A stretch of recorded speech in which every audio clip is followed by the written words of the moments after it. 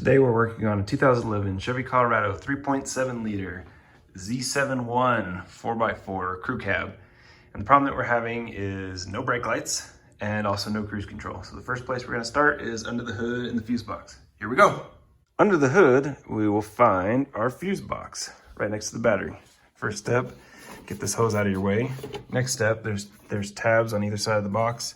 Pop those, and then your fuse box will come right off, giving you access to your fuses. Flip your fuse box panel over. You'll see a lovely diagram. Focus. Okay, so we're looking for the 10 amp cruise, which is also right there. And we are looking for the 20 amp stop, which is right there. To pull the fuses, just use needle nose pliers, or if you have a fuse puller, that'll work even better. Pull it and then we'll show you how to check it. Once you've pulled your fuses, compare it to a new fuse, or just hold it up to light. It's very clear. One on the right is the old, fuse is burnt. One on the left is new, fuse is not burnt. If you find a burnt fuse, replace it. When you replace it, make sure you use the correct fuse. So in this case, I'm replacing a 20 amp with a 20 amp.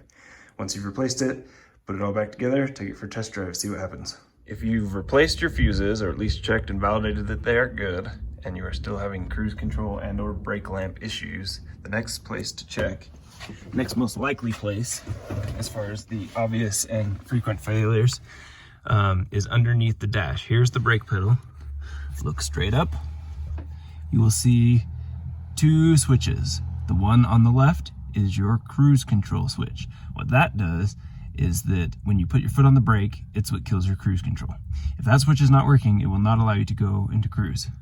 Okay, the one on the right is your brake lamp switch, and that's what activates your brake lamps.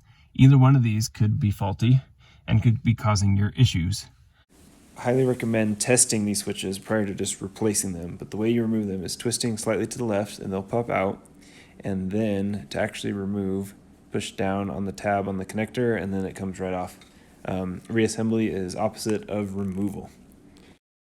All right, so I've linked the parts that I referenced in the description. If you have any questions, feel free to comment below. Thank you for joining me on my journey repairing this Colorado. Now its brake lights work and the cruise control works. So if you enjoyed this video, please like and subscribe. Have a great day.